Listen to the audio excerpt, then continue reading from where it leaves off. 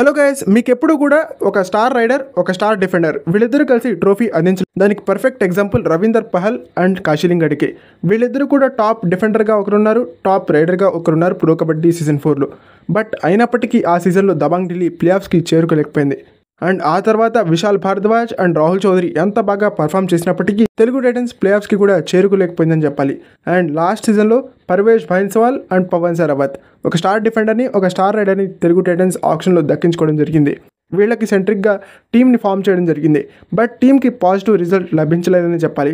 So ఈ విధంగా చూసుకున్నప్పుడు ఒక స్టార్ రైడర్ ప్లస్ ఒక స్టార్ డిఫెండర్ మీకు ఎప్పుడూ కూడా ట్రోఫీని అందించలేరు.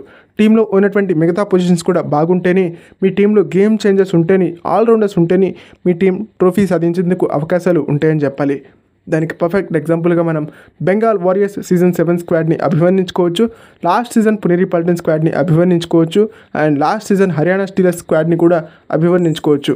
సో ఈ నేపథ్యంలో తెలుగు టైటన్స్ కూడా ఈ విధంగా థింక్ చేసి ప్రతి పొజిషన్లో కూడా పర్ఫెక్ట్ ప్లేయర్స్ని ప్లేస్ చేశారు అంటే కనుక ఖచ్చితంగా తెలుగు టైటన్స్కి కూడా పాజిటివ్ రిజల్ట్స్ లభించేటువంటి అవకాశం ఉంటుంది. అండ్ కృష్ణ కుమార్ హుడ్డా గారి థాట్ ప్రాసెస్ కూడా ఇదే విధంగా ఉంటుంది. సింగిల్ ప్లేయర్ పైన ఎక్కువగా ఇన్వెస్ట్ చేయరు కృష్ణ కుమార్ హుడ్డా గారు. బ్యాలెన్స్డ్గా మిగతా పొజిషన్స్ అన్నింటినీ కూడా టచ్ చేస్తూ ఈక్వల్గా ఇన్వెస్ట్ చేయడం మనం చూస్తూ వస్తాం. సో ఈ నేపథ్యంలో దబాంగ్ ఢిల్లీకి క్వాలిటీ ప్లేయర్స్ని ఆయన గతంలో అందించారు.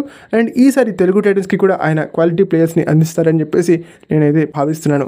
ఓకే, ఇది ఫ్రెండ్స్ ఈ వీడియో కనుక మీకు నచ్చినట్టయితే లైక్ చేయండి, షేర్ చేయండి, మన ఛానల్ని సబ్స్క్రైబ్ చేసుకుని పక్కన ఉన్న బెల్ ఐకాన్ ప్రెస్ చేసి ఆల్ ఆప్షన్లో సెట్ చేసుకోండి. అండ్ ఇలాంటి మరిన్ని వీడియోస్ కోసం ఛానల్ని డైలీ ఫాలోకి ట్రై చేయండి. అండ్ ఈ వీడియో మీకు ఎలా అనిపించిందో కామెంట్ సెక్షన్లో మాకు తెలియజేయడం మర్చిపోదండి.